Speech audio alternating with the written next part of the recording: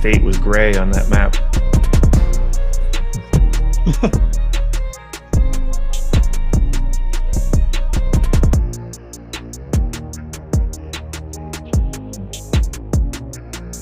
Hey, what's going on, everybody? Welcome to Stochastic.com MLB Strategy Show.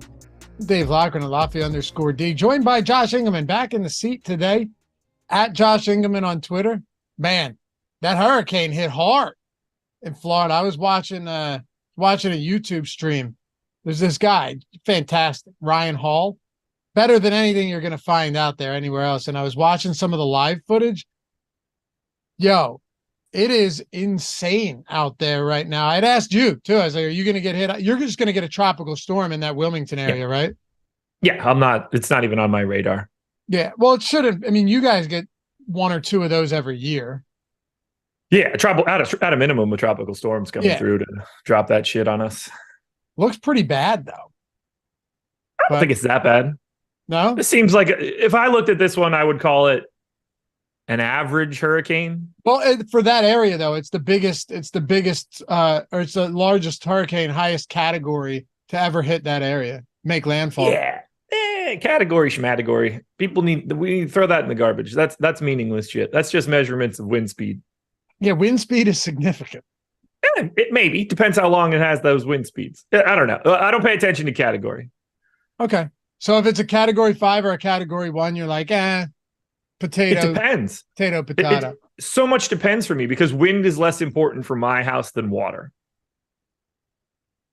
Okay. I don't have enough around me that if wind gets to that point, then everything just goes away. But like for me, water is my biggest problem because of how close I live to the water. What was the one in Houston? Harvey, I think, where it just sat above them and dumped water for like 3 straight days. But that was like a category 1 or 2 storm because it wasn't a wind thing, it was a water thing. Yeah, went back out, refilled, and then just sat over them again. Yeah. That was brutal. I get what you're saying, but I'm looking at it for 4 or 5 months a year for the past 14 years. Like learn how. I'm sifted through it different. But in the Northeast, understand what I'm saying too. Wind is more important. When you're, yeah. Well, and I'm fortunate in that I'm in an area where I don't flood. Really, kind of on the. I'm like, dude, my driveway floods from a standard rainstorm. Does it really? Yeah. So you don't have a basement then? No. Okay, I'm in the basement right now. Just out of curiosity, where are basements? Oof. Good God. So I'm like in a valley, but I'm on a hill in the valley, if you know what I mean. So it's like I'm down, but I'm up to the point where everything kind of just goes like this from my house. Lucky. As a first-time home buyer, when I was younger, I didn't really think about this. Just a word of wisdom to anybody out there. Fuck anything else when you're buying a house. Make sure if it has a basement make sure that you know whether you're not in a flood zone or if the house has previous flood damage. I went into looking at a house not long ago, and I go in the basement, and 2 feet of the drywall was cut out, right? And you could see the water lines. And they're like, yeah, well, we installed a French drain. And they wanted this much for it. I was like, I wouldn't pay 75% of that. The next day, someone waived inspection and bought it 15% over ask. That's what the market was like not long ago. Yeah. But, wouldn't you agree, though? Like, if you're in the Northeast, too, around me, flooding is the number one. If you buy a house that floods, you're going to hate your life forever. Yep. Yeah. And good luck getting all of that covered as well. That's the problem. Yeah, like my parents' house was in a good spot, like giant hill. If water ever got to their house, it's biblical. So like water was never an issue. Wind would be a bigger issue for them. Right. But for the visuals too, if you're watching something, right? Like if I'm watching it on YouTube and I'm going, oh my God, clearly we know the water is actually the biggest issue. There's no doubt about that. But when you're watching something on the screen, the wind is what makes it look the most intense. It's funny because my previous house, wind would have been more important to me than water. Water would have had, if water got to me, the whole city's under, like that's just game over type shit. But wind for me, I had massive trees surrounding every bit of my house. One came down, it just happened to miss the house. Wind at that point in time, like I didn't want wind. All the water in the world wouldn't have changed shit to me. It would have never got to my front door. So I didn't give a shit there. Now it's sort of like the opposite. Exactly. No, I get it. Toga said with these interest rates, no thanks. No, listen. In this economy? I was just looking to look at this point. Just see. I agree. Why would I get rid of it? Sure, I would profit nicely on this house because I bought it in 2017. But with the interest rate that I have now, plus you're buying another house that you're paying exponentially more on anyway. Yeah. Yeah. And I'd be moving up, not down, if I wanted to do it. Plus my interest rate basically doubles. It's almost impossible right now if you're a homeowner locked into an interest rate that's at a decent spot. Yeah, I wouldn't even look at anything at this What's point. the point? It would be so silly. Yeah. I bought in April of 2020. I'm good, man. Yeah, right. Oh, you got in right before, literally right before it went insane during COVID. Yep. Yeah. Good times. Good times. These guys, you guys, of course, unless you pay cash, which, for many people, easier said than done. But yeah. Yeah. No one pays cash for a house. That's all ridiculous. Some people do. It's just like not a lot of, it's very different. Then nobody that we're talking to. Now in Arizona, they're doing 1% down, which is like the worst thing you could ever do in your life.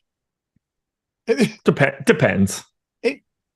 I would say if you're I would say if you're putting 1% down, you're probably not in a position to, handle significant repairs. Yeah, and it depends what the interest rate is. Right, but we know they're hot. Oh yeah, now back if you're locked into like a 3%. Sure. Yeah. Anyway. Yeah, then you're trying to get that loan to lock in that rate. Yeah. Happy to have you guys with us. Hit that thumbs up if you haven't done so yet. We got early slate action, main slate action, a lot of games today. 9 on the early, 6 on the main. Hopefully you guys had a good night last night, avoided some of those Braves landmines. 3 runs. This game with the Braves tonight, 13.5 run total. 13.5 run total. But hey, take a single second out of your morning. Atone for your sins here on the Strategy Show and hit that thumbs up. Subscribe to the channel. Leave a comment down below. And if you're listening after the fact, you want to comment, we try and read and respond to all of them. Or you want to listen in podcast form? Maybe you don't have YouTube Premium? Hey, check it out. Podcast, Apple Podcast, Spotify. We're everywhere. Leave us a rating or review. Subscribe to the pod. That stuff goes a long way for us, and we appreciate it. All right, what's up? I just got this feeling. I was just like, oh, man, that was a good show. We didn't even start yet. In my mind, I had just wrapped up. We got 15 games, man. It couldn't be longer. No. You thought we were working in reverse? I don't know. Like, I just had this vibe over me. Like, all right, I'm gonna go eat those egg bites now. Take a break. I'm gonna be here for another hour and change. Yeah, get comfortable, pal. All right. Wow, good show. I feel like we covered most of it. Yeah, I think I nailed it. We'll see you guys in a bit. Deeper dive live before lock coming up tonight. I don't know if it was just like when you said the Braves, it just made me feel like we had wrapped up. Yeah, or at least we're on like game 13. Yeah, no, not even close. All right, let's go. Let's make it happen. Look, some of these games we're going to be able to cruise through. I will say though, how about pitcher ownership for the early slate where you've got 9 games, but you have 6 pitchers at 20+% ownership because nothing stands out like we've seen with a lot of these other slates where 1 or 2 guys just get steamed north of 40%. Yeah, 6 pitchers between 22 and 29.9. I should have clarified that, right? It's very, very small. It's a narrow band. It's not just above 20. It is basically everybody at 25. Very interesting. There's one that I basically don't have. And then I have one guy that's not getting a lot of ownership that I am getting to. I'm not proud of it or happy about it, but we'll get there eventually. Interesting slate. I think there's a clear best option of upside and price, and that will be the last game we talk about, I would imagine. Well, let's get into it. And yeah, Blitz, Cole Reagan's, man, that price point was just stupid. Absolutely stupid. And he smashed again. I had like 0 until I had to swap George Kirby out. And then I ended up with all of the Alex Cobb, and then I finally got some Reagans. So that worked out. Stand, or is it just the way? He was just like the one guy I didn't get to that was getting ownership, and I had everything else. So I had like 10 to 15% of every garbage piece of shit around him I had that wasn't getting ownership. So cheap. But yeah, I mean, I get it. If he ends up having a horrible game, you look real good at his ownership. But yeah, he was good. But once I had to late, like I had 50% Kirby, so so that changes a ton. I had to get whatever I could get in those lineups, and then it ended up being a lot of Cobb and Reagans. You were going like a couple Braves pieces and not a lot of 5-man Braves. Yeah. I didn't really have much stacks left at that point in time. It was mostly just switching pitching. White Sox, Baltimore, Dylan Cease, Kyle Gibson. I'm going to throw a lot of these to you because we have so many games to cover. White Sox plus 150 in this one, 8.5 run total. Just looking at ownership though, Gibson getting around 10%. Dylan Cease in this matchup, not a particularly good one. 1% ownership today. We're going to get to a lot of pitchers, like you said, between that 22 and 29%. This isn't one of those games where either one of them is going to be even remotely popular. Yeah, give me 1 second here. I forgot. I copied in the wrong top pitchers tool. I was wondering why all that data was showing up as non-existent, and probably because I copied the main into the early. Yeah, not much to say here for Cease. 8,700 is a price tag that works. He's unowned and probably should be. If you want to get around 5%, I think that's fine, but he does not grade out all that well. Sub 10% top 2 pitcher odds for the early is pretty low. Kyle Gibson, on the other hand, is 10% owned. Probably should be 10% owned, 7,800. He's 12% top 2 pitcher, 11% top 2 value. That's basically where I have it. I think he should be about 10% owned. He's Kyle Gibson. There's not a lot to talk about. Neither side of this one from a pitching standpoint is all that fun. What about hitting in this game against either Cease or Gibson? It's not the worst park here in Baltimore. 8.5 run total. There's no, I should point out, Braves game on the main slate, 6-game main slate. They have a 44% top stack probability. When I ran it this morning on my own before our data was out, I was just like, oh God, this is going to suck. I know. But what I'm saying, like, there's a few games that have pretty decent totals. 10.5 Houston and Boston. 9.5 Philly and LA. There's a 9 sitting out there, I think, with Toronto and Washington. But there's 8.5. It's not high. It's not low. It's just there. I've been getting to the White Sox every day for the past couple days in a big way. That has not worked out all that well. Today is also going to be that day. They are 10th in top stack odds, but number 1 in value. And and this is part of the reason why I've been getting so much White Sox. $5,400 Lou Bob in the 3-hole is the most expensive guy in the White Sox lineup. The next most expensive guy in the projected lineup is $3,600 Eloy Jimenez. These dudes are totally free, and I think pretty easy to get to. And it's Kyle Gibson on the opposite side. He's an average pitcher, like across the board and everything. 20% K rate to lefties, 20% K rate to righties, a 160x ISO to lefties, a 160x ISO to righties. There's just not a lot to talk about. The park plays up power a little bit. I'm willing to take my chances on a completely free White Sox team with the amount of games that we have on the early. For them to only be 4.5% owned, the 11th ranked team in ownership, I'm just interested. So I've got more than I would like of the Chicago White Sox. They're my second most owned team right now, attacking Gibson. And I don't mind going to the Orioles on the opposite side. They're sort of the opposite situation. They're 13th in value, but they're 6th in top stack. They're 5% owned. So these two teams are owned comparably. I've got a lot more of the White Sox, but I do have some Orioles stacks. I am neutral to the bats. I think the major story here is I think you just want offense in this game. Okay. Let's talk about the next one. One down, Josh. There we go. There we go. Are we done now? Yeah, we're a business now. So Reed Detmers, first of all, the Phillies bats are just red hot right now. Red hot. They're crushing the baseball. Reed Detmers through June, like from the start of the season through June, was allowing 0.83 home runs per 9. I remember you and me discussing like, hey, this guy doesn't give up a lot of power, right? Yeah. You know, we talked about it a lot earlier in the year. That has since changed. Since the start of July, he's allowing 2.27 home runs per 9. He's had two 3-homer games since then, four multi-homer games.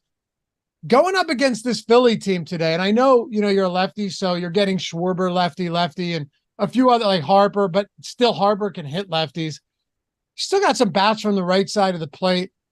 This Philly offense to me it still appears to be, especially with Reed Detmer's recent troubles keeping the ball in the park at 80+ degree temperatures in Citizens Bank Park, feels like a spot where some Philly bats could be in play. Yeah, I mean, they're third in our top stack tool. They're third in mine. They're fifth in ownership at 7%, but they are 11th in stack score. I think they're a little bit overowned. They clearly grade out well. Like, if you're not trying to take ownership into account, the Phillies are one of the higher likelihood top stacks today. I do think they're a tad overowned, although Trey Turner at 15% is the only number for ownership that is in double digits. So maybe it's just as simple as making a Phillies stack without Trey Turner, and you're going to already feel pretty good. This is a team that I am pretty aggressively light on. I only have 2% in the aggregate, but guys like Schwarber, Castellanos, Harper, I mean, even Alec Boehm, 4,400 first, third eligibility. I like Philadelphia. On paper, they grade out really well. They don't appear to be a team that I'm going to be getting to today. Okay.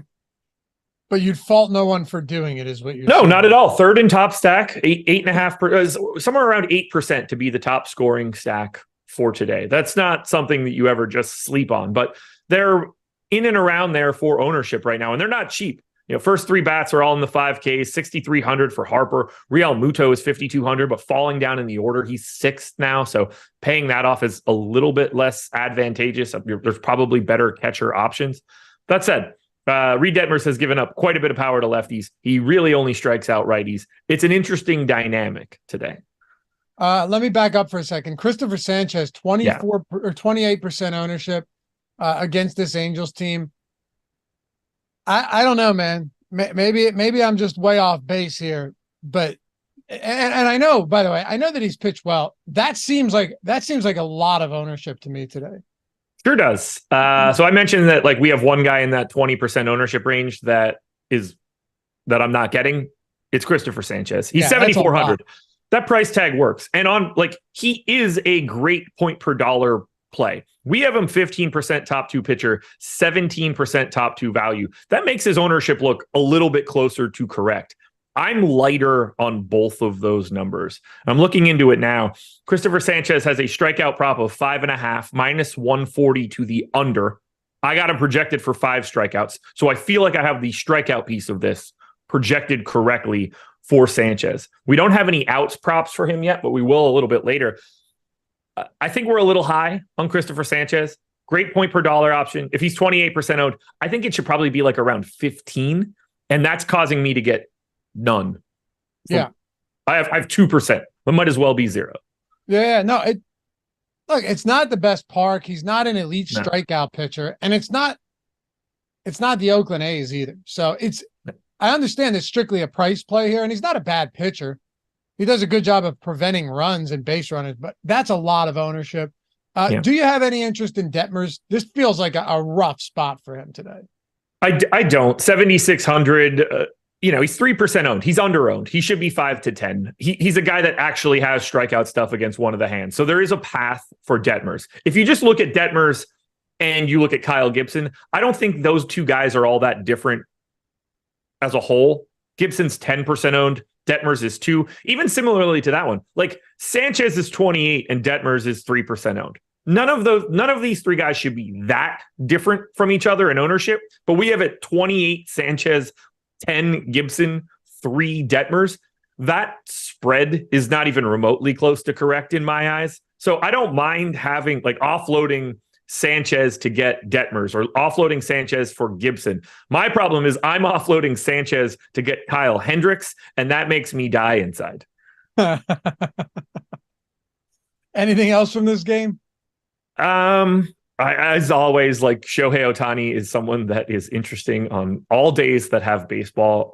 Rengifo in the leadoff spot, second base, shortstop, 3,800. If he's hitting leadoff, I find that to be a very great, I like the idea of, I mentioned the Phillies stack with no Trey Turner. Get out of that $5,500 shortstop. Here's a $3,800 shortstop in the leadoff spot on the opposite side of this game. A very easy way to make your Phillies stack cheaper and still get a really nice shortstop option at a discount. I like the over 9.5 in this game too, by the way. I'll take your word for it. What's that?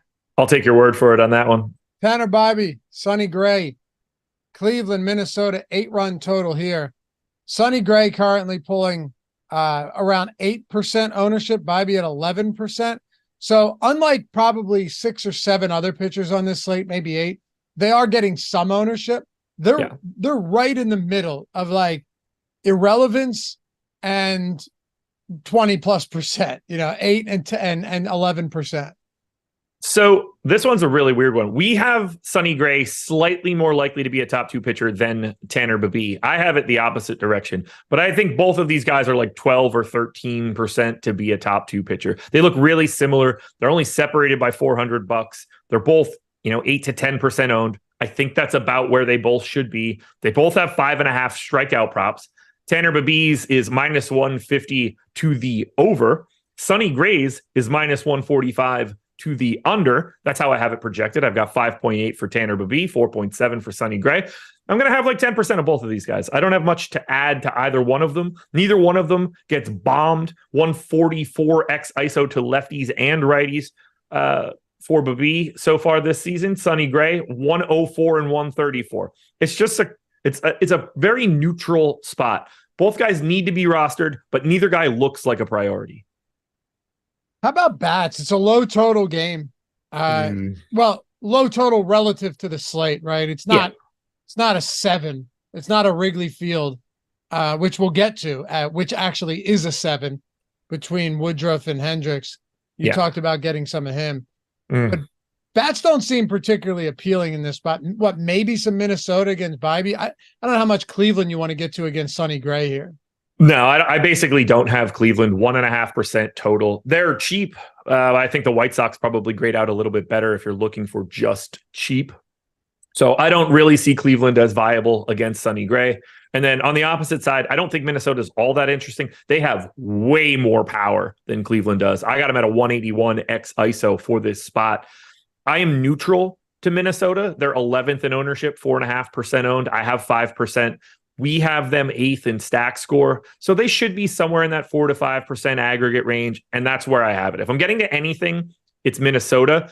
But to me, the Twins look just like Sonny Gray and Tanner Bibee or whatever the fuck you say his name. I can't ever get it right. I kind of just want a little bit of all of them, except for Cleveland bats. It is Bibee, but it doesn't sound right. And I say Bibee so frequently, but I said it a lot, and now I felt like I was saying it too much, and then I just stumbled through it all. It was just really poor content on my part. Wait till we get to your guy Angel Serpa in the. That's fine, as long as Matt isn't pitching today for Cardinals. Wait, which one was the Liberator? Was it yeah.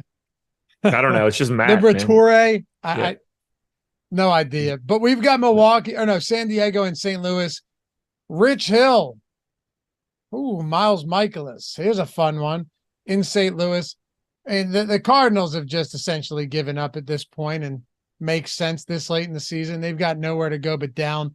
They're slight favorites, basically even here. Again, I look at pitching and I keep coming back to the same thing. Like Rich Hill, no ownership whatsoever in this game. And then on the other side, Miles Michaelis getting 3%. Like pitching among both of the guys in this game, just underwhelming, really underwhelming. It is. It is very underwhelming. Rich Hill's just old and shitty, and Miles Michaelis is young-ish and shitty. So I'm not getting to Rich Hill. 5,700 here against the Cardinals. Is he an okay point per dollar option? Sure. I think Michaelis is the better option, although he also faces the Padres, so your mileage may vary there. Neither guy looks fun. They both have 3.5 strikeout props. Slight over for Rich Hill. Miles Michaelis is at 4.5, but it's juiced to the under. Neither one of these guys are strikeout guys. I have 11% of Michaelis. I have 1% of Rich Hill. You probably look to one of these two if you're playing 150 and looking for value. If you're not 150 maxing, you're not playing either one of these dudes. That's crazy. I didn't know Schwarber had 10 home runs and Harper has 9 this month. I just looked at it. They've hit 57 home runs in August. It's crazy. You hate the Phillies. I do. Wait, it's so much fun. What's the one Philadelphia team you don't hate? The Sixers, right? Yeah, I don't mind them. I don't mind the Sixers. Yeah. Or the Union, I guess, but I don't think you're counting that one. No, you don't think. You don't say. All right. Bats. And I just don't care about hockey. So the Flyers might as well not exist to me. I play hockey, and I watch it less than the other three. That honestly is one, not a bandwagon. Like I like the Flyers, but that is one where if they're playing poorly and they're just losing every game and they're at the bottom of the conference, I'm just tuning out. Like I love hockey, but it's hard to watch a team because I don't play fantasy hockey either. So it's hard to get anything out. And I don't really bet hockey unless I'm just pulling it from Odd Shopper. Right. Yeah. So it's hard to get interested when they're just so bad. Is Eric Lindros still good? Yeah. Yeah. I mean, he's still alive. Okay. That's good. That Scott Stevens hit, man. Woo. Got him. He put him in the twilight zone. Let me tell you. Sure did. And you say what you want, man. Lindros shouldn't have had his head down crossing the blue line. You know, Big Scott Stevens is, it's true. It's true. You see Big Scott Stevens coming across. I mean, was that hit? I mean, it was shoulder to head, but yeah. Stevens was bent down. You can't, or Lindros, you cannot come across the blue line with your head down. No, he was basically just doing like bird box through a major intersection. Stevens was a bone crushing hitter too. Yeah, dude, it was bad, man. It was so bad. It's so bad that like I don't follow hockey and I know the play in my brain. Yeah. Oh yeah. Stevens comes like not laterally, but kind of on an angle. You know what I mean? And just boom. Oh, that's just. This is game over for a bit. Wait, Mike, go back to it. Go back. Mike's got it right here. Here it is. Intercepted in the neutral zone. Right? Yep. Boom. Oh, and the elbow came out. Just crushed him. That essentially ended his career. Like as an elite player. That was bad. What do you want to do with bats from St. Louis and San Diego? I'm light on both in general. I'm under the 8% owned Cardinals. Clearly a good spot to target against Rich Hill. They're probably going to trot out like 8 righties against the lefties. Righty power is fine in St. Louis. They're 7th in top stack, 9th in top value. What's really crazy is I have them 4th and 4th. Yet I'm still not getting to as much St. Louis. I think they're just sort of like properly owned. I don't have much to add. Like Edmund, O'Neill, and Wilson Contreras are all in double digits of ownership. And I think that's about right. I'm happy to have about 7 to 8% of the Cardinals. It's not a stand I'm taking, but I am willing to be with the field for the 3rd most owned team that exists. On the opposite side, for the Padres, I would happily get to more of them. The problem with San Diego is just sort of price tag. 5K, 5K, 5K, 5K for the first 4 hitters. That's fine. You're getting high-level talented hitters, or in Kim's case, you're getting an MPE in a leadoff spot. So I don't think it's a problem that these guys are priced that way, but they're 16th in top value for today. They're hard to get to. So they're only 7th in ownership. I only have 2 Padres stacks. I have less of San Diego than I expected to have. Plenty of talent at the top of the lineup, but I think I like St. Louis a little bit more. And yeah, Steven, I love playoff. I should have specified. I still watch playoff hockey. I thoroughly enjoy playoff hockey. I do. Pass. Yeah, I mean, it's an acquired taste. Some people like, I don't watch soccer. You love soccer. It's also happening during playoff basketball, and I don't have enough time in the day. For sure. But I will say, like, I would rather watch. I would at any point.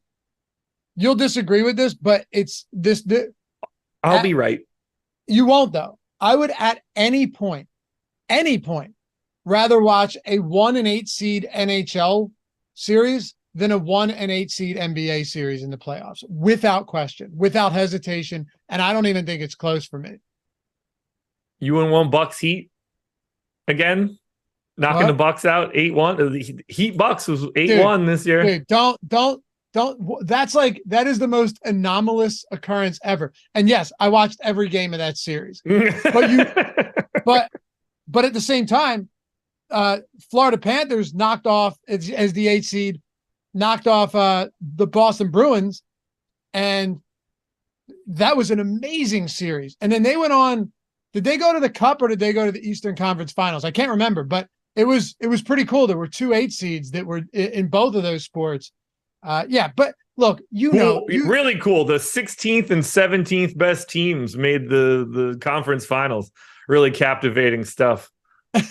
I always say it's fun. For me, it's fun up until, right? It's fun up until they make the Stanley Cup or they make the finals, because then they're just going to get slaughtered. I enjoy it making the run, and then I hate it. I hate it the whole way. I wish they didn't even make the playoffs. Yeah. Look, I want the best teams to play each other as much as possible to find out who the champion is, not the 8th of 15 best team in each conference trying to hash that shit out. I don't like it in anything across the board. I'm a small playoffs or no playoffs type person. In general, I hate the playoffs. The playoffs are a money tool and nothing more, depending on the sport. Like, I hate the NFL playoffs. To me, I know that I'm shocked, but it's a random number generator to a degree. Like, there's just I like the NBA playoffs because you play the variance in the sport and the amount of games you play.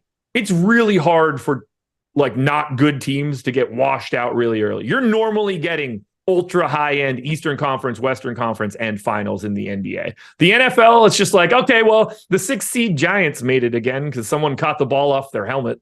Like baseball too, baseball playoffs, a trash product in terms of like actually naming a champion.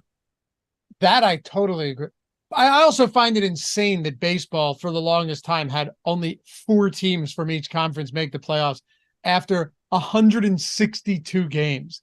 Oh, see, no, I disagree. I'm very pro that. Why play 162 games? I'm not at all. I think it's insane. If you couldn't get it done in 162 games, you don't deserve a spot to try to get it done later. Tough shit. Win more in the regular season. Okay, but make it 6. Like, there's still 6 good teams out there is what I'm saying. Small is better than... I'm not saying I prefer small. I'm not saying to make it 8. In football, it's what? It's 7 now out of 15. In basketball, it's 8 out of 15 make the playoffs in each conference. That is insane. If you really want to change basketball, you move it to 6 immediately. There is no reason. And say what you want about the Heat. Whatever. Like, that is such an uncommon occurrence.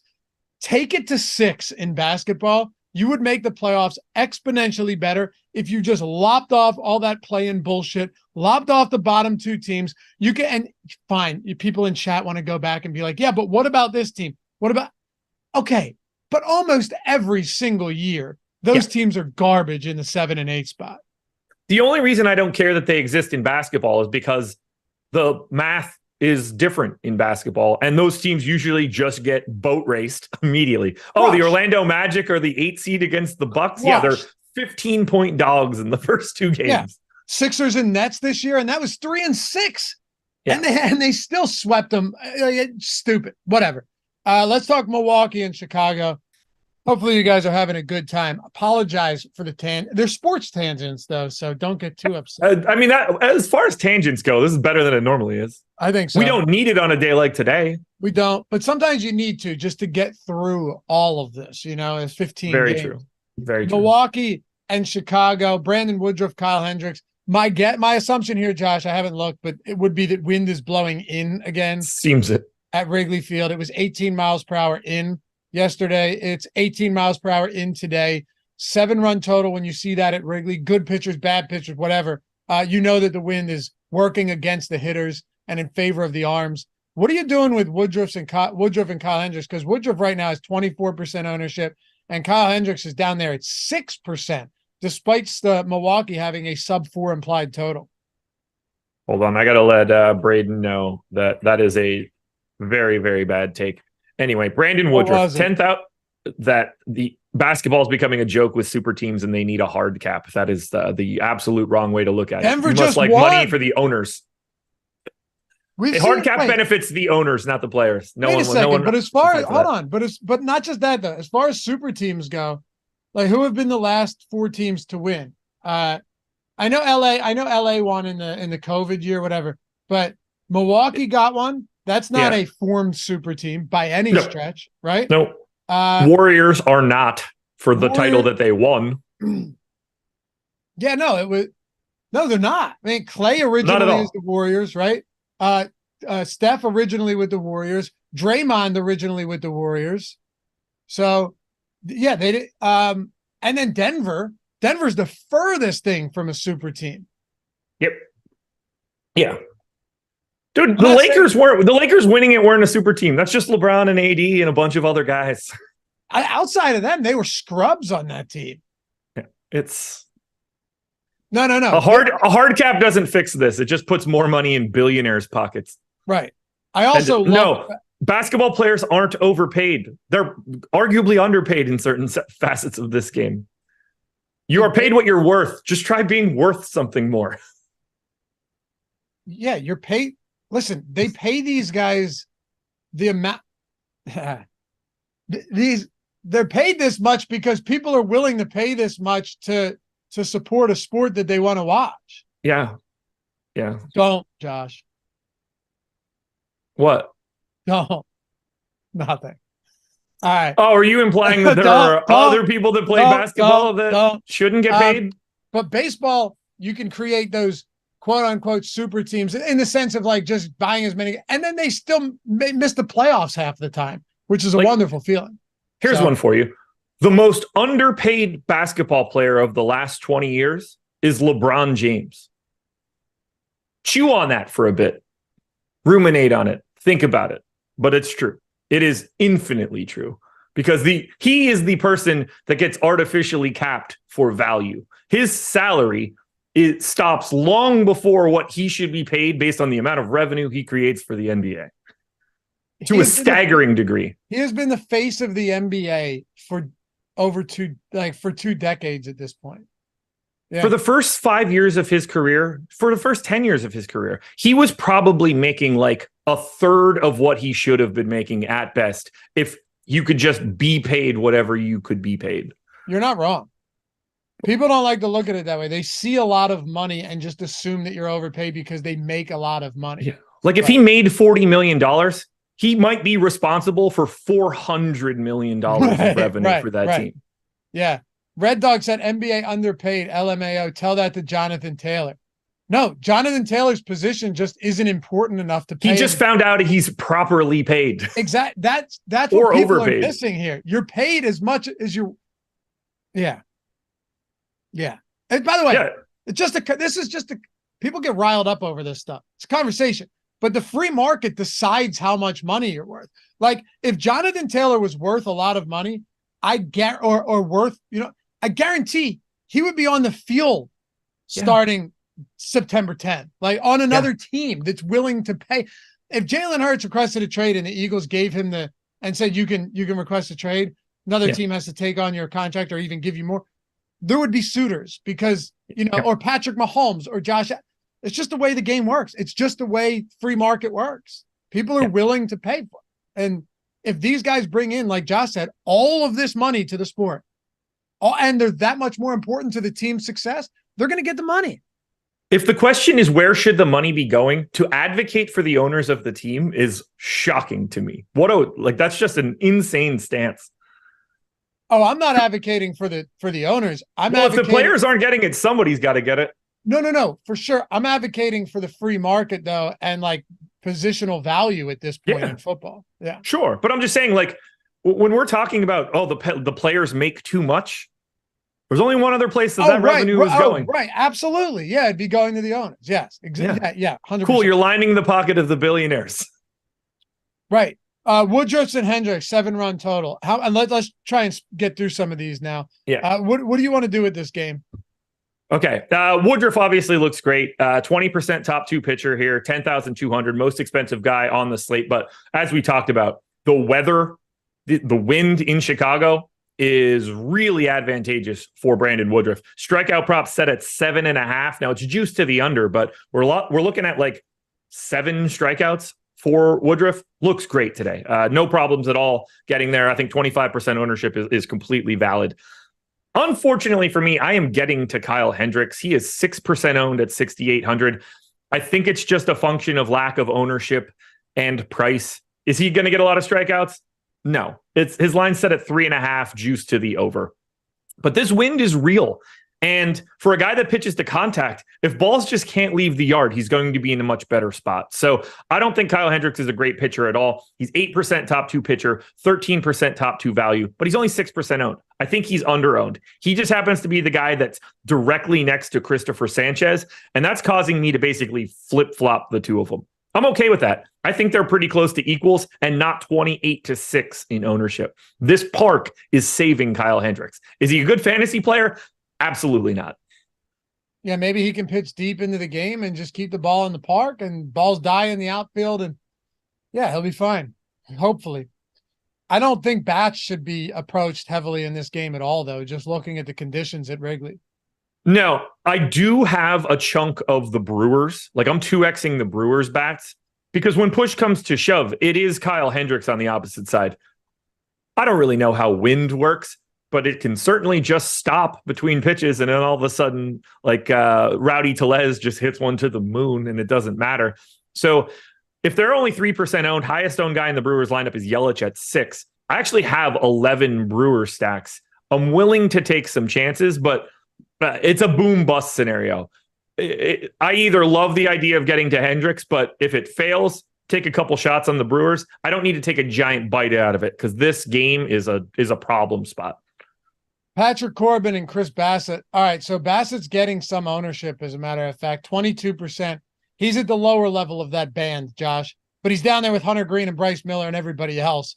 And then opposite him, Corbin's just getting no ownership against Toronto, in Toronto. That's a spot that you could likely stay away from. But what do you want to do with Chris Bassett here at 22% against the Washington team that lacks power in every sense, lacks skill, but can put the bat on the ball? I still think at sub 8K, I get why he's getting ownership today. Yeah, he's 22% owned. I'm much higher on Bassett than we are, and that's causing me to have 30% of Bassett, but I'm also very okay with it. The Nats don't have a lot of pop. This lineup is devoid of power. Now, they don't strike out a lot, but they're also just simply not. 4.5 strikeout prop for Bassett, 152 to the over. I got him for 4.8. So I like where I have Bassett projected, but he goes deep in games, and I think he's live to go very deep in this game against the Nats just because of what they have as a pedigree. So we have him 12% top 2 pitcher, 11% value. I've got it at 20 and 20. So I'm a little bit heavier. I have 30% Bassett. He's my second most exposed pitcher. I love the spot here. I don't have much to say about Pat Corbin. Yeah, and I don't think we need to at all. Do we have anything to say about Toronto bats against Corbin? Second highest top stack probability in our top stack tool today. 13.7% aggregate ownership, though. But they also have the highest stack score among any team on this early slate. This conversation about financials for sports is going to make my blood boil. I can't. I got to close chat. I just responded in there. Just respond in chat so we can keep moving. I can't, because the idea of like spreading it out through the organization, why do we want to overpay all of these other people for jobs that they don't deserve that money for? I'll never understand it. I'm telling you, there's a misconception between like, hey, he makes a lot of money, he doesn't deserve that money. Yeah. It's just all, that's what it is. Yeah. Like the janitor doesn't deserve an extra 25,000 because they have it. He deserves to be paid the value of a fully replaceable janitor. It would be nice of them to pay more. Like that's that's great goodwill from the organization. I would do that never, or my business will fail. That is the problem. You're running a business. Yeah. This isn't a charity. If you don't like it, they're going to find someone to fill your job. Yeah. That's how you find out what your value is. When they immediately replace you with any random person, the amount of money you should get paid is the minimum that you should get paid. Anyway, bats. I wish I had more Blue Jays because I always get the Blue Jays. But unfortunately for today, because of Pat Corbin, that's not happening. Second in top stack, second in top value, number one in ownership at 14%. You have to have something from Toronto today because it's really hard for it to not look really good. The price is really the issue. 5K for Vlad. Everybody else is below that number. And Pat Corbin is just giving up massive power to both sides. This is an incredible spot for Toronto. I'm a little bit lighter than the field. I have about 8%, But this is, to me, the easiest team to get to because their upside and price are perfect. Perfect. Yeah, sorry, I was reading chat too. It's hard, man. It is. All right, let me get back on track here. Would you say Toronto's your favorite stack for this early slate? No, they would be second for me. But they, And on paper, they are the easiest team to roster. All right. Are I'm getting to way more of the Astros, but they are not. They're not the same value. That's just the team I'm getting. Yeah, the Toronto value really does stand out. There's no denying that. We'll get to that Houston game in a second, but let's talk about Cincinnati and San Francisco first. Hunter Green and Logan Webb. All right, this is where we start to get into more of these 20+% owned guys. Hunter Green at 22%. It's in San Francisco too, so that's beneficial for these pitchers. 4.3 run implied total for the Giants. And then opposite him, you have Logan Webb at 9,500. He's getting the most ownership on the slate, almost 30%. Cincinnati has a 3.6 run implied total in a great pitcher's park. Well, what are we doing with both of these guys today? The first and fifth highest owned pitcher on the slate. I'm playing them both. I have 30% of Webb, just like his ownership. The park is fantastic. We just saw the Reds be not all that great yesterday to Alex Cobb. I don't see this as any different for Logan Webb. So give me Webb, 20 to 25% chance of being a top 2 pitcher. Ownership is fully justified. Give me Hunter Green too. Massive strikeout stuff. 34% to lefties, 26% to righties. He's 23% owned at 8,200. I have 20% of him. I think he should be getting that same ownership as well. His biggest issue is righty power, but if you're ever going to be giving up righty power, here's the spot to do it. 82 park factor for righties. Like, you just don't have as much issue for home runs. So this is for sure a giant pitching matchup, and you should want a lot of both guys. You really should. Everything about this game stands out as a good spot for pitchers. It is an 8.5 run total in San Francisco, which is a little bit higher than I thought it'd be. I thought it'd be sitting around 8, probably not 7.5. But I mean, who's your highest owned pitcher right now? Is it Webb? We didn't get to him yet. We didn't. We did not. Bryce Miller. Bryce Miller. Yeah, I figured it was Bryce Miller against, which totally makes sense in that specific spot. Do you want any bats in San Francisco? No. Okay. I have a very small amount of San Francisco. The price tags are all totally fine here for the Giants. And Hunter Green is susceptible to some power. You just don't really want it in San Francisco. I see no path to getting to the Reds today. This next game is really interesting. We're talking early slate first, guys, if you join late. Also, 11 likes away from 100. Appreciate you.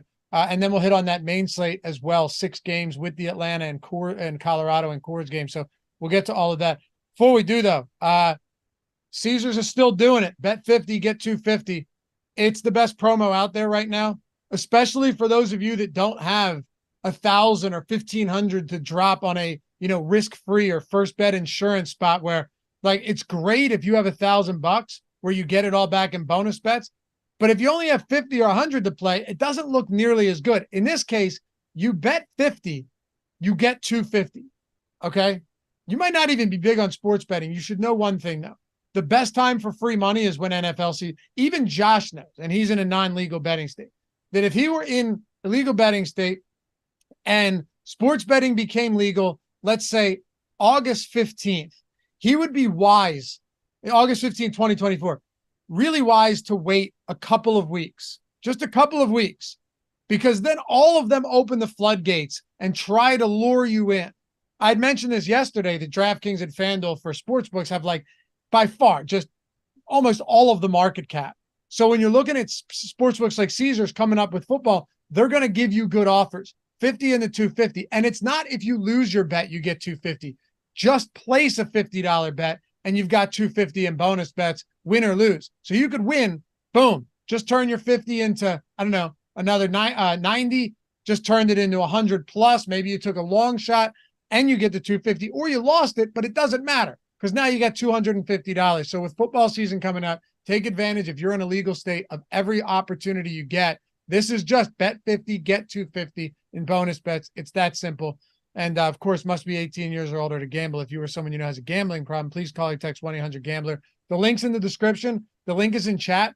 If you have an ad blocker on though, and I had this issue, you guys remember yesterday, if you have an ad blocker on, just turn that off real quick when you click the link, and then you can pop it back on. That was what I ran into, but link in the description. Mike just threw it in chat as well. All right, let's talk about Houston and Boston. Here's a fun game, 10.5 run total. Framber Valdez, Cutter Crawford. You said Houston is the team that you're getting the most of right now. It is. And it's weird because I've been jamming the Boston Red Sox over the past couple of days, which did not work yesterday at all. Today, however, I'm not getting to Valdez. I think he might be the worst pitching option on today's slate because of his price tag, 9,800, just not that kind of strikeout guy. 13% chance of being a top 2 pitcher, but you got to pay out the ass for it. He looks worse than Woodruff, Webb, Miller. You can't go to Valdez. I have no idea how you could ever want to go to Cutter Crawford today. So I think it's easier to talk about the bats. Number 1 in top stack are the Astros. Now they're expensive. They're 14th in value, but they're number 2 in ownership. I am getting to these dudes in a big, big way. Crawford, 200x ISO to lefties. 162 to righties is fine, but the lefty power is really what's interesting there. Alvarez, Tucker, Michael Brantley is back. Singleton's got some pop for lefty bats. And like Altuve and Bregman are still not going to have any issues hitting balls out of Boston as righties against Cutter Crawford.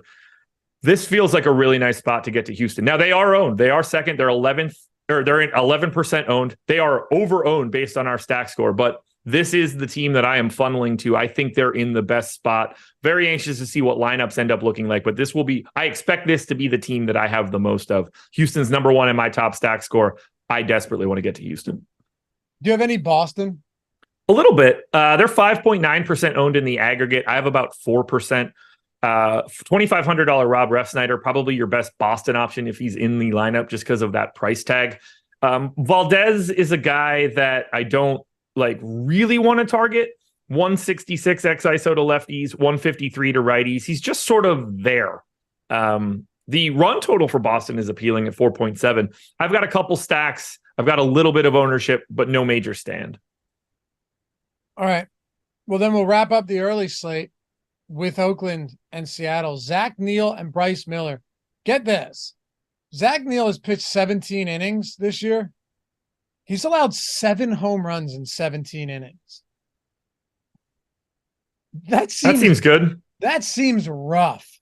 And it's funny because just looking at, and I know he hasn't thrown a lot of pitches, only 98 to lefties, 189 to righties, but 349 x ISO to lefties, 317 x ISO to righties. These are bad numbers. 465 x WOBA to righties, 419 to lefties. Again, I understand that's a small sample size, but given what we have to work with, things have not gone well. No, not so much. Solid enough value point per dollar wise at 4,500. That's about where this one ends. I need to talk about the man on the opposite side of this one. So we're going to throw Zach Neal directly into the garbage, and we're going to talk about the man that I have the most of, and that is Bryce Miller. Now, Miller, problems with lefty power. 217 x ISO to lefties so far this season. Ryan Noda, Seth Brown, going to look pretty good for them, but that's sort of where it ends. A lot of their power comes from the right side. Now, 185 x ISO to righties, that's a little troublesome, but this park does play down runs. It does knock down lefty power a little bit. I mostly just want to get to the strikeout rate of the Oakland A's. That, to me, is the most appealing piece of what we're looking at, because these guys project, at least for me, to strike out in 26% of at-bats. That's a massive number. 6.5 strikeout prop for Bryce Miller today with the juice on the over, minus 134. This is a fantastic spot, and he's only 9,100. We have him 15% top 2 pitcher. I have it at 26. That's why I'm getting to so much Miller. I have 47% Bryce Miller. I love the spot. He's set up to load up on strikeouts. What's his alternate strikeout line for something good? They probably don't have it up yet. Oh, they certainly do. He is plus 144 for 8+ strikeouts. You like it? Plus 144. I mean, we're talking about what? That's 40 to 45%, somewhere in that neighborhood. At 9,100, like if he goes for 8Ks at 9,100, you got to have him. And that's a very high likelihood based on those current props. He's the guy. Phenomenal spot. Good park. Everything plays out really well for him here. Yeah. What about Seattle bats though? I mean, I know I just mentioned how good of a park it is for pitchers for sure, but things have been troublesome for Zach Neal. Seattle has pop. I was talking about home runs hit in the month of August when I was talking about the Phillies. You know, kind of arbitrary, right? It's only like 1 month or whatever. But I think Seattle's second, tied with Atlanta, just crushing the ball. So kind of an interesting spot against Zach Neal, who has given up ample power early on. So I have a little tiny bit of Seattle. We have them 4th in top stack, 12th in top value. I'm a little lighter there. I think the park is the reason why. That said, Zach Neal's awful. So Julio Rodriguez got scratched yesterday. I assume he plays today. He's 6,400. Everybody else is in the punching my microphone. Everybody else is in the 4Ks. These guys should be a little bit more cost effective. I don't know why they're not easier to get to. Maybe it's the lack of MPEs. I think Seattle's fine, but this park scares me. Maybe Zach Neal offsets the park completely, but this is probably the team that I'm most under the field on. I don't like that though. Yeah. So then if we were to put a bow on this slate and talk main slate, top 3 pitchers for you as far as exposure goes right now. It's a 1 o'clock slate, so it starts in about an hour, I think, or 2 hours, 1:05. Yeah. And top 3 stacks. I know Houston is up there for you, and I know that Bryce Miller is up there. Curious to see where your 2s and 3s are on both sides of that. Okay, so my top stacks are Astros, White Sox, and at least as of right now, the Blue Jays. My top 3 most exposed pitchers are Bryce Miller, Chris Bassett, and Logan Webb. Chris Bassett and Logan Webb. Okay. Yeah. Are we done on early now? So I'm going to pull everything now and rerun my main. Okay. Yeah. I assume you're going to dive into a read or something, or no? Yeah, you're fine. You're fine. We got 9 up. We got 6 to go. Atlanta and it really is remarkable looking at the top stacks tool. 42% top stack probability.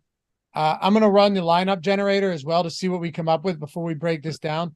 But nice. You guys already know $4.48 for the lineup generator for the first week. There's still a month of baseball left too. Don't forget about that. There's still also a good 10 days of big MLB contests. And that isn't to say that we're not still going to get some big MLB contests on off days for the NFL too, because the NFL isn't every day. And Josh has pointed this out many times, if you look down in the description, right, you'll see the Caesars link, the Bet 50, get 250. You'll also see the lineup generator, but also 50% off any weekly stochastic premium subscription. That means our top pitchers tool, our top stacks tool, ownership projection, top hitters tool, premium Discord, don't forget about that, and the lineup generator. All of that half off for the week for the MLB subscription, stochastic premium, is like $9.95. It's less than $10. You could be playing only a few dollars a day, but you can exploit all of these tools for what? Less than $2 a day? Like less than you're playing each day by far for $9.95. I think it is super cheap. And all of the tools for MLB are included, plus the premium Discord.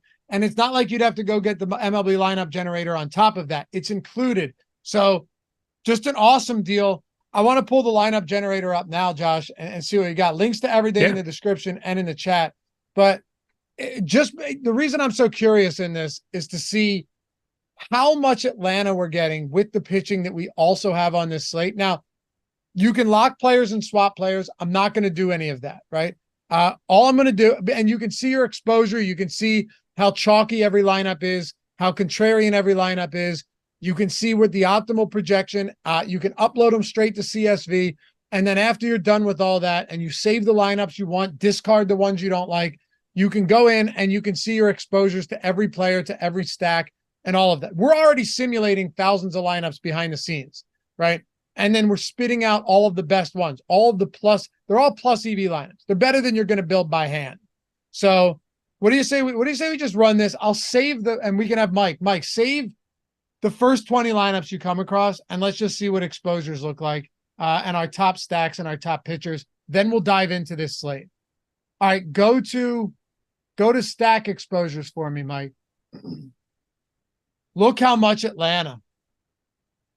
Josh, 80% Atlanta right now, 30% Pittsburgh. This is going to be the value play, I assume. 25% Colorado also makes sense, given that, well, we'll talk about who's on the mound for Atlanta. And then it falls off a cliff. You're getting like one KC stack, one Tampa, one Arizona stack. Go to player exposures too, Mike.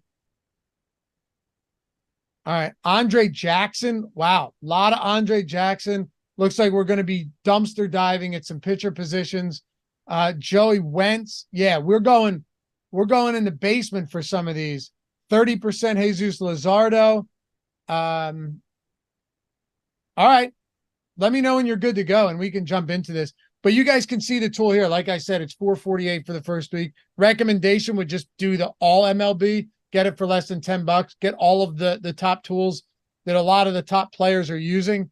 But yeah, 80% Atlanta right now. And you guys know you can discard lineups you don't like. If you want to, that's one thing. If you want to flatten your exposures out a little bit, if you don't just save the top 20, you're still going to get plus EV lineups coming across some of the other ones. You don't have to just save the top 20. That's why you can discard a lot of these lineups. It's this Braves game on this short slate is really, really, really, really going to just mess with things. I'm running my sim right now, so I should have an answer in I'll have all of my exposures and stuff in like a minute and a half or 2 minutes. But just like talking about this, it's one thing when Atlanta looks like the best team that you can get to on a 12-gamer. It's so ridiculously different today on a 6-game slate. It's so problematic. It's not fun. Like that's probably the easier thing to say. It's like the least fun thing you could do is trying to hash out Atlanta today. It's not, because they don't even need a lot of runs to just be, because their ownership is going to be so high. Like if they just score 6 or 7, like if they're a neutral play today, some of those guys are still incredibly interesting because of how owned they'll be. I know. Right. It's so unappealing. Like there's nothing you can do about it. It's fine. At least they're priced correctly. Like there's only so much you could do with Ronald Acuna once you already price him at $7K. But you know what else is crazy too? It's not just that they're 42% top stack probability in the top stack tool. And then you've got like a 15, a 13, a 12, right? And then there's like 5 teams, 6 teams at the bottom getting nothing. It goes from 42% to 9. Yeah. I have them at 47, but like what we're talking about is something in the mid 40s. We're dangerously close. They're like 65, 70% to be one of the 2 highest scoring teams on the slate. Yeah. They have a 25.3 stack score. Our stack score has them at 25.3. You could basically take the Braves and mostly any other team you want to pick versus the other 10 teams in the field. And that would be a neutral play. Should we go game by game for this slate, or should we do it differently because of this game and because of how everything looks? No, I think we can still go game by game. That's fine. Yeah. Let's do it. That should be fine. I just mean sometimes it makes it easier to talk like game theory and stuff from a non-game by game standpoint. But if you're good just hitting on those spots that you think are interesting by each game, I'm perfectly fine with that too. Yeah, I think we'll be fine going game by game. That should at least keep a little bit of structure here. My thing just finished running, so I am pasting that in, and I'll have a better idea of what I'm doing. When you get these scenarios, I don't know what is going to show up for me. Who are the Braves today? Like, I don't know what, off the top of my head, I'm not entirely sure I know what the most easy mechanism is to either fade Braves, play Braves, get them in stacks, get them in no stacks. Like we don't have situations where a team, when's the last time you remember a team having an 8-run implied total? I'm not confident I remember it. I don't know if it ever happened. Maybe. Oh, yes, I do. Yes, I do. But it's kind of an outlier. Mexico City this year. Okay. Yeah. Well, we know why that happened. Right. I think one of them probably had a 10.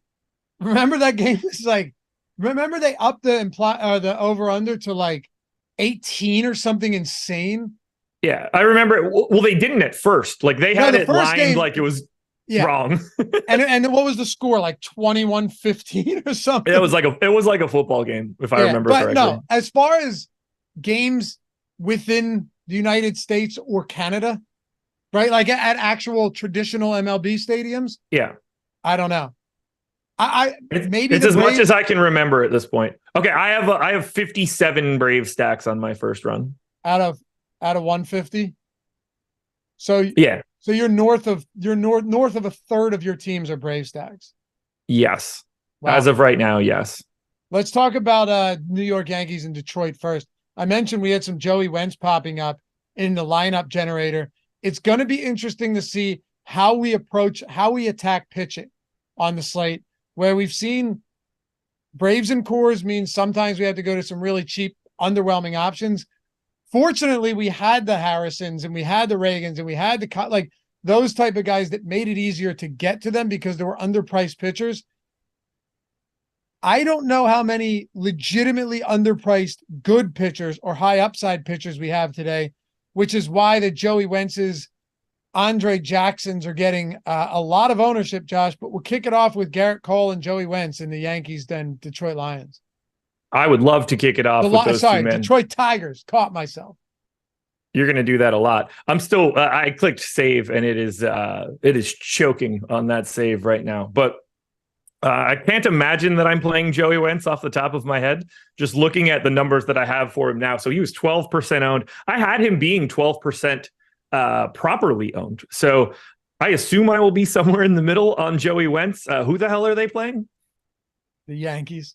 Okay, so Garrett Cole at the top, 11,500. My highest, the only thing that I can see on my screen right now is a table of my pitchers.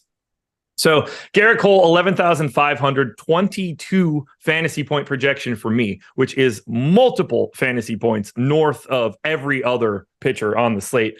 The problem for Garrett Cole, this is just in my mind, is if you're playing Garrett Cole, what the hell are you doing with the Atlanta Braves? Because Garrett Cole, also expensive.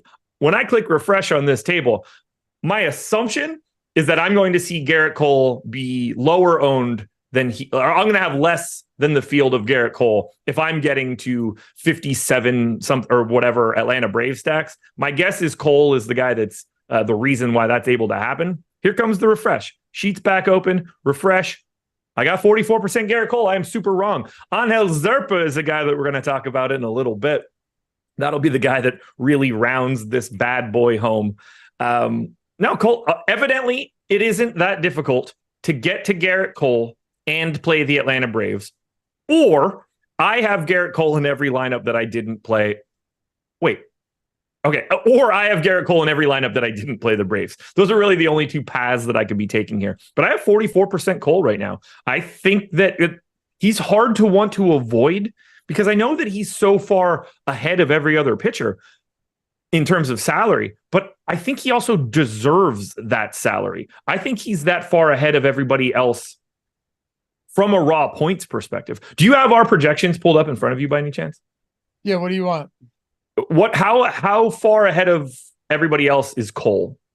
How far ahead of Cole is Jesus, or is he to Jesus Luzardo or Eflin? Those are the only two guys that it could possibly be. So how close is Cole to Luzardo or Eflin, you said? Okay. Yeah. Let's see. I'm pulling up. I had the top pitchers tool up, but I got it pulled up right now. All right. So let's see here. We have Garrett Cole at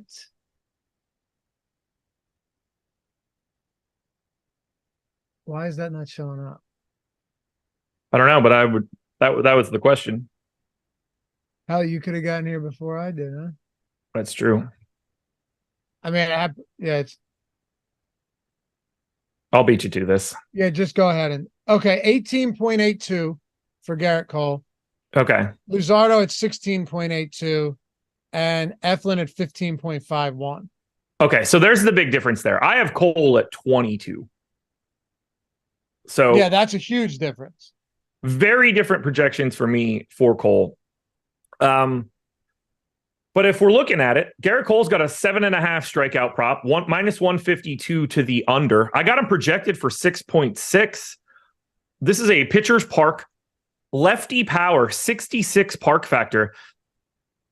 Like, are they going to run out more lefties against Cole? Yeah, but is this the worst place for lefty power in the league? Yeah, I think Garrett Cole's in an incredible spot. So I'm going to try to find the salary to get the Cole. And I think Wentz is, middle of the pack ownership type guy, should be about 10% owned. This Yankees lineup doesn't seem all that scary, other than the fact that they are going to run out or probably running out 9 righties against the lefty in Wentz. You like bats against Wentz today? A little bit, I guess. I'm basically neutral for the Yanks. They're 6th in top stack, 7th in top value, 4th in ownership at 8%. A hair over owned based on our stack score, but it's the Judge, Torres, Stanton trio that really looks good to me. And then Anthony Volpe for 3,600 to check off shortstop is helpful. The only problem here with the Yankees, there's a ton of raw power, but there's not a lot of talent at the bottom of the order. Kiner Falefa, Pereira, Higashioka, Peraza. They're not the best individual hitters, but they've got Kiner Falefa doesn't have the power, but the bottom 3 guys have enough power. They're cheap at the bottom. It's a really weird Yankees lineup where if Wentz puts guys on, if they get any free passes, I think the Yankees are primed to put up big numbers. Otherwise, I think you're chasing a lot of solo homers in a park that's really bad for homers. So I'm neutral to the Yankees. I think the park stops it a little bit. Let's talk about this next game. Dane Dunning, Denyi Reyes, Texas big favorites on the road against the Mets, minus 155 here. Dunning at 13%. I think that makes some sense against this Mets team. He's 7,600, so you've got him at a mid 7K price point on a slate where you're going to look for some value. He's had some pretty impressive performances recently, likely outlier performances, but he's not terrible. Reyes, however, we have it 28% against the Rangers, which is wild. It's strictly coming down. This guy is $4,000 today. The Braves have a 42% top stack probability.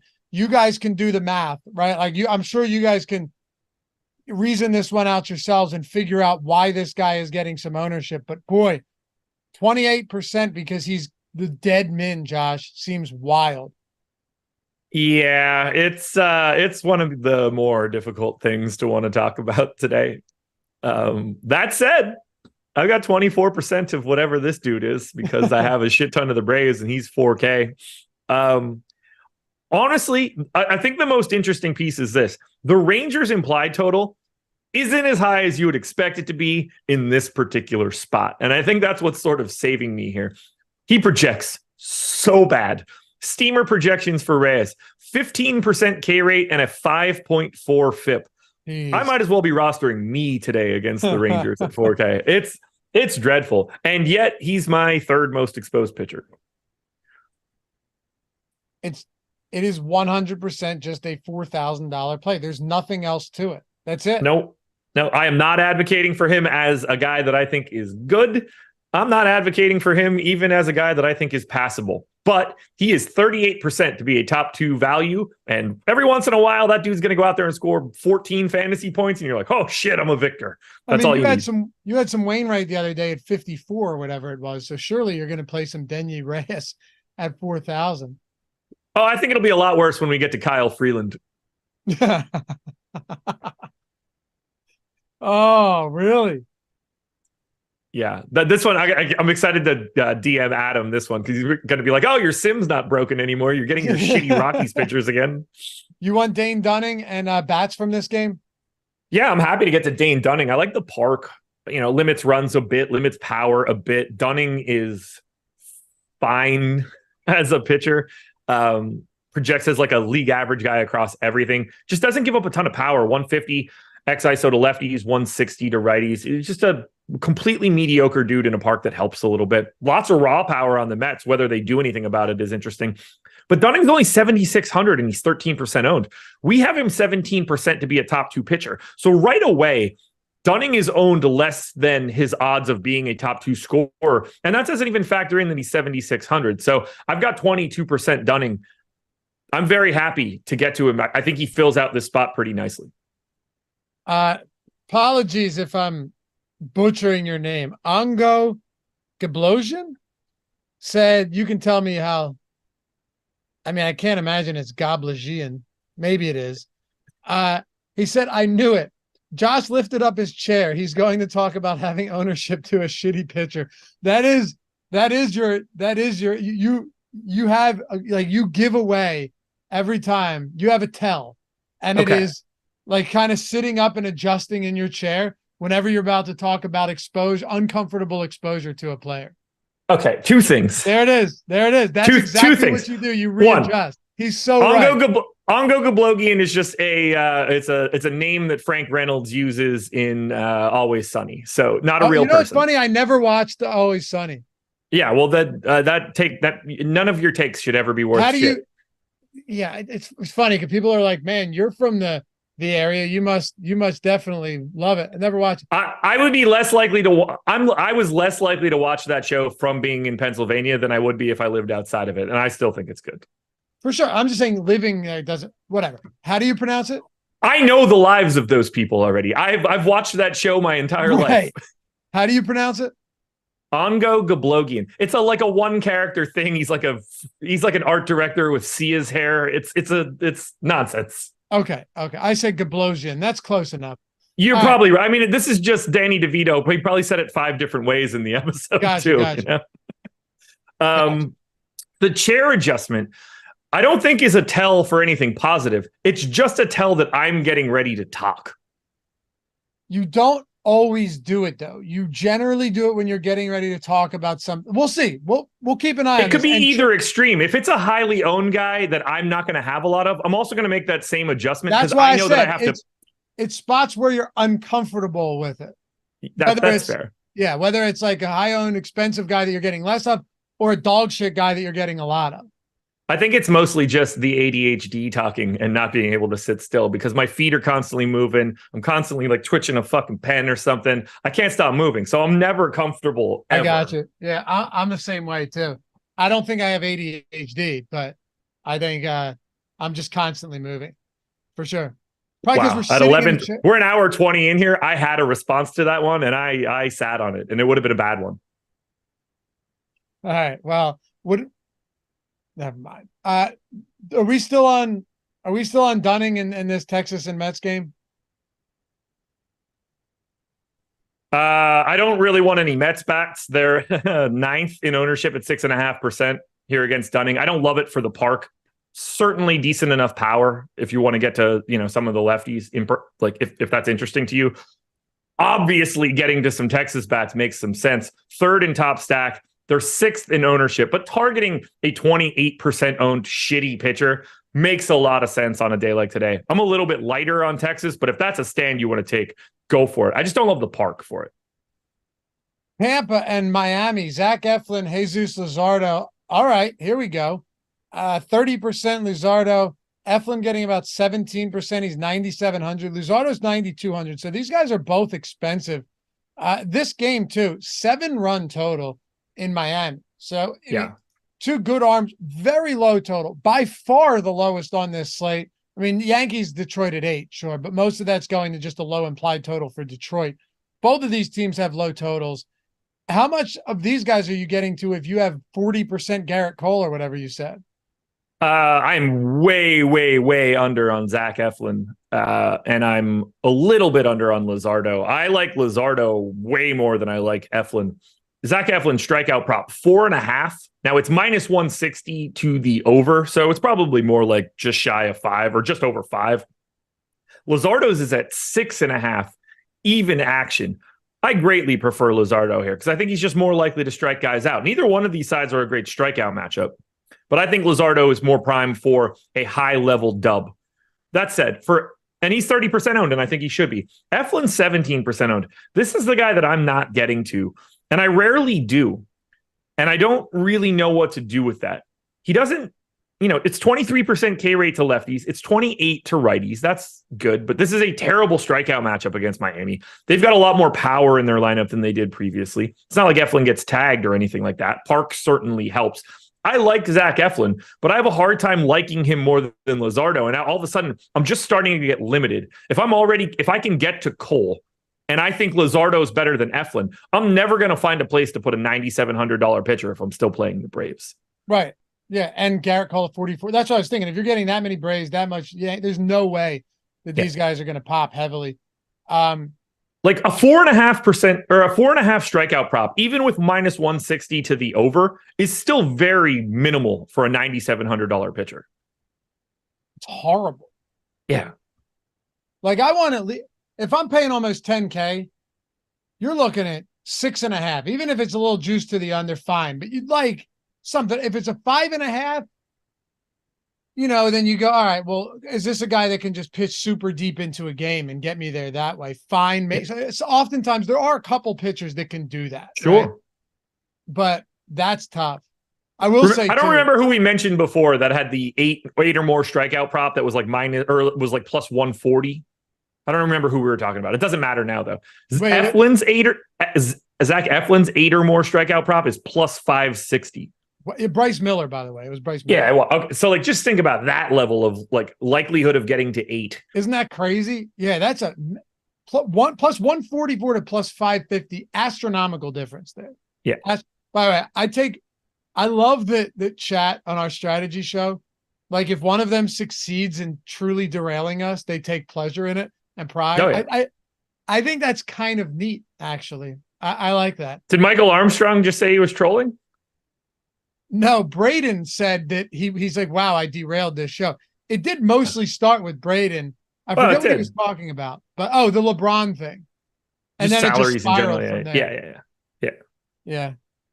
It makes for a good when you got 15 games. I promise you. I know there's always a couple of you guys, there'll be a couple in the comments after the show, and that'll be like, oh, he's like just talk about sports. I promise you, 15 straight MLB games, on August 30th, it is taxing. Okay. Sit back and enjoy the ride. Yeah. If we wanted to be less entertaining, we'd work for a different company in the industry. Yeah. Yeah. And this isn't even just like, oh, we're coming on this show to be entertaining, but if there's something interesting to talk about, it's going to be talked about. I'm here to be entertaining. That's why the numbers are higher at Stochastic. You're here to be controversial. But the funny thing is you're really not. It just ends up always happening. Pittsburgh and Kansas City, Andre Jackson, Angel Zerpa, 9-run total, essentially even game on both sides as far as run totals go. Kansas City at 4.7 and Pittsburgh at 4.9, 8% ownership going to Zerpa, and Andre Jackson getting 25%. Josh, he showed up a lot in the lineup build generator when I did those lineups earlier while you were getting the Sims ready. Andre Jackson striking out 23% of batters in 36 and 2/3 innings. He's giving up power. 398 xFIP though. There are some numbers here that aren't all that concerning. Doesn't get a lot of ground balls, but at this price point against Kansas City, objectively speaking, you could do worse than Andre Jackson, like Kyle Freeland, who you'll be going to today. Yeah, so I'm light on Jackson. I've got 10%. We got him at 25. I've got 33% of Zerpa at 8%. Is this an ownership thing, you think? Yeah, absolutely. Andre Jackson and Angel Zerpa are the same guy. Like if they're both the starters, Andre Jackson's strikeout prop is 4.5 minus 134 to the under. Like you can only have so many fantasy points projected to you at that point in time. I've got Jackson at 10.1. I've got Zerpa at 10.2. One of those guys is 8% owned. The other is 24. I'm flip-flopping that. Neither one of these guys should be fun guys to roster. Both of these guys stink to a degree. Neither one of the teams, the Pirates and the Royals, both stink. So I'm going to play the ownership game here today, and I'm going to get a lot of Zerpa. But I think you kind of got to have a decent chunk of both of these dudes. You just need to save salary somewhere. So if these guys are 35% owned together, I don't really care how you go about appropriating that across both of them. I've got it more to Zerpa than Jackson. If you want to just hold hands with the field and go Jackson, Zerpa, that's fine. You just have to go to these guys. Neither one of them looks fun, though. Neither one of them's in a great – both of them are in a great spot. They're just not talented enough. For It's sure. a park that limits power in a big way. You should feel pretty good about either guy, but something here is going to go wrong. By the way, Chris Williams, I meant to mention this earlier. I forgot it because Josh thought the show was over at 10:08. But thank you for the super chat. Thank you for the gifted memberships. And again, shout out to that big win you had the other day. I did see it. Didn't go unnoticed. All right. So Andre Jackson and Angel Zerpa, fine. But what about bats here? if Jackson's going to be 25% owned, also Pittsburgh just continuously on these Atlanta slates where their value score is so high that they just get steamed because they fit. Yeah, that's exactly what's happening. It's all it is. And it's every night. I hate this, dude. I don't want to play tonight. I don't want to cheer for all these garbage teams and garbage pitchers. Dude, I have 80% to Freeland, Jackson, Zerpa, and Reyes. That sounds like the worst law firm ever. Right, say it again. Freeland, Jackson, Zerpa, Reyes. Yeah, you'd have to. Freeland, Zerpa, and Reyes would be better. Yeah, just the three. Yeah. Pond Lee hockey. It's so bad. It's so bad. Oh, by the way, you kind of need to play the bats in this Royals Pirates game too. Did you watch the read for the lawyer that I sent you that Tim Dillon did? Oh my, did you? Yes. Dude, I can't believe they are having him sponsoring him on the show. It is insane. You had to have laughed out loud at that. I mean, that was one of the funniest things ever. He gets right into it too. Yeah. He does one where he's just like, sue them all. He's like, I wish we could play him. Yeah, it's the best. Anyway, didn't mean to derail you there, but we never talked about that. Look, Pirates bats are third in ownership. They're really cheap, as are the Royals bats. Like the only expensive bat in this game is Bobby Witt. So you're getting two pitchers that aren't all that great. The park limits it, but with the amount of ownership that's going to come into Andre Jackson, to me, the Royals start to look a little bit more interesting. They're eighth in ownership. And then I think the Pirates are also interesting against Zerpa because of their price tag. They're the number one value team. So I think that you need bits of every part of this game. And don't ask me to be confident in which one is going to be the better one, because I think you need a bite of all of it. Yeah, you kind of do. It's one of those games Adam always talked about. Every time it was like Minnesota and Seattle, remember? He was like, you could play both sides of this one, pitchers or hitters. There's upside in both spots. You mentioned the same thing whenever we talked about that. Remember they faced each other like 7 times in 10 days or something? Kind of similar here on this slate. You probably just get pieces of both. Let's talk about Atlanta and Colorado. By the way, if you haven't hit that thumbs up yet, guys, show a little love here. And if you're not rocking the Stochastic avatar, you're just not interested in getting a free month of Stochastic Plus Platinum. You finish top 3 in a field of 5,000 or more. Tweet us your wins at Stochastic HOF. Go to stochastic.com/avatar. Links in the description. You use it wherever it is you play. DraftKings, FanDuel, doesn't matter. Finish top 3 in a field of 5,000 or more. Could be the quarter arcade. It could be the nickel. It doesn't matter how much you win. Field size matters and where you place matters. We're not asking you to enter $1,000 of lineups. You could enter one in the nickel and win or finish top 3, and you get a free month, $120 value. All of our tools, plus the premium Discord, all of our tools for all the sports, and you get inducted into the Hall of Fame. We do that ceremony once every week, induct you guys, put all your screenshots up there, do the bragging for you. So if you don't have it, hit that up. All right, 2 to go here, Atlanta and Colorado, Josh. Why don't we break this down in a more nuanced way than just being like, hey, play Atlanta? Colorado, for what it's worth, though, does have the second highest top stack probability. You have Darius Vines on the other side of this game. So that makes it interesting, right? Like they still have the second highest stack score, even if it's less than half of Atlanta. It's still up there today. Yeah, whatever Darius Vines is not really slowing me down from getting to Colorado. I believe it's his major league debut. We have the Rockies second in top stack, top value, second in ownership. I have 27 Rockies stacks. They look great. They're to me, the second best thing you can get to. I don't mind the ownership, but I'm basically neutral to Colorado. Get your stacks, play who you need to. It's a great spot. Like I said, 57 Atlanta stacks. They're the top stack 40+% of the time. They're 22.5% owned. Probably under-owned. They're hard to get to. Obviously, 7K Ronald Acuna is a thing. But I have, and those are 5-man stacks, by the way. 52 5-mans, 5 4-mans. I'm still making up quite a bit of one-off exposure. Like outside of those stacks, I have 17% Ronald Acuna not in 5 and 4 man stacks. I have 11% Austin Riley not in 5 and 4 man stacks for the Braves. Travis d'Arnaud, if he's the starting catcher today, I have him in 9% of lineups that are outside of stacks. Because of the way that pitching looks on this slate, I think you could do everything with Atlanta today. I think it's pretty easy to get to them as a 5-man or a 4-man stack because there's enough pay down options at pitching for you to get there. But I also see them just as likely to be filled out as 2-man stacks and 3-man stacks. I think everything is on the table. Normally you wouldn't expect that on a 6-gamer, but because we have 6,700, 6,500, 6,100, 57, 54, 51 flat 4K, you can get to the Atlanta Braves as a full stack. People are going to be like, I'm not going there, blah, blah, blah. They're too owned. We don't see teams with this likelihood of success this frequently. You have to have something here.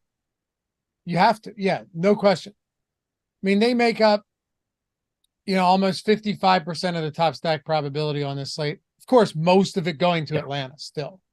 But Colorado doesn't look bad against Darius Vines. It's just Atlanta looks so good against Kyle Freeland. Yeah. They do. Are you actually getting Kyle Freeland right now? I have 12%. Hey, 150 X ISO to lefties. Lefties have had some trouble with him. As of right now, it's looking like he's going to face 2 of them. There aren't any good righties on Atlanta. 13% K rate, 235 X ISO to righties this season. Yeah. Fortunately, Atlanta's just fully left-handed with all their power. Yeah. The real problem with me getting to 12% Kyle Freeland is that there aren't Braves in those lineups. Aren't? No, it's not like I have Atlanta Braves against Kyle Freeland. Of course. I'm not going to Kyle Freeland to free up the salary to get to Atlanta. I'm just using Kyle Freeland to get to the Dodgers, I guess. That is by far the most different you could get on this slate. Just go Freeland stacks with massive Colorado stacks. Yeah. Or Dodgers, I guess. Or Dodgers. Look, yeah, but you 12%, don't have to go, I don't mind 12%. That's the upper bound of I don't have a lot of somebody. But you don't have to go Pittsburgh there. You know what I mean? No. I know that they have a 6% top stack probability, sure.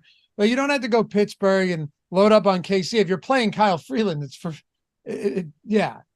Do you want to hear Kyle Freeland's strikeout prop today? Obviously, I would like you to take the guess. I'll say 2.5 juiced heavy to the over. 3.5 minus 176 to the under. Okay, so I was basically right. Yes. It's the same. It's not the same thing, but it's pretty much the same thing. What do you think his line is to get 7+ strikeouts? That's the highest it goes. Just FYI. It's got to be 10-1. 15-1. Yeah. Does he have an alternate? Plus 340 for 5 or more. Does he have a 2.5 strikeout alternate? I'm assuming no. 3 or more is minus 200. Under. No, there is. I don't have anything that I could go lower than 3.5. No. At least not at FanDuel.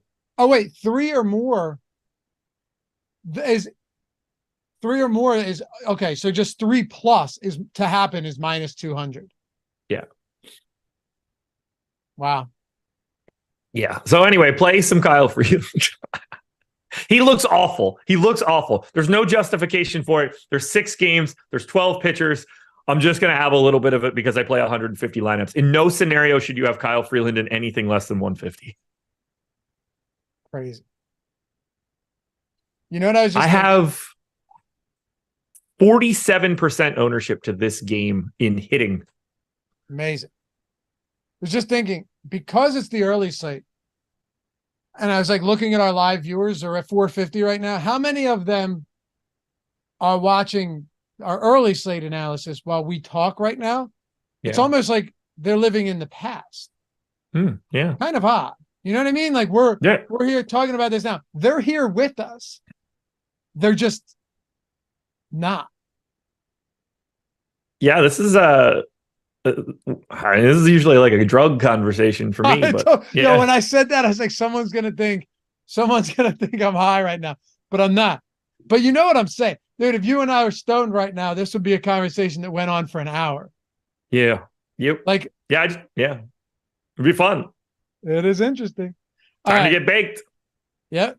And then once they finally get to this point, you and I are going to be off doing something somewhere else. Yeah. What a letdown.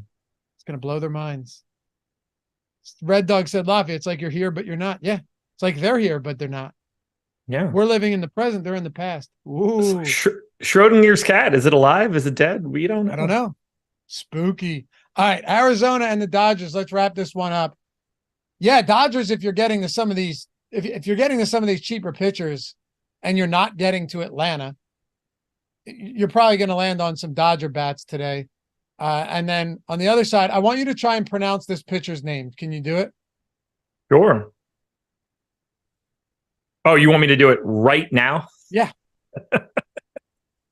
Okay. It's Brandon Pfaadt. No, the other one. Ryan Pepio. Okay, you do know Pepio. Yeah, I know how to read. I thought you were going to screw that one up. No. I don't mess anyone's name up. I either don't have the ability to say it or I'll get it right. Ooh, all right. Confident man. 10-run total, though. 10-run total. Ryan Pepio and Brandon Pfaadt.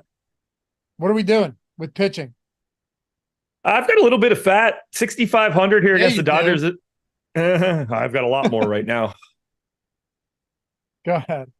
Unfortunately. 6,500 though, 7% owned. I think he should probably be more in that like 10 to 15 range. We have him as a 10% top 2 pitcher.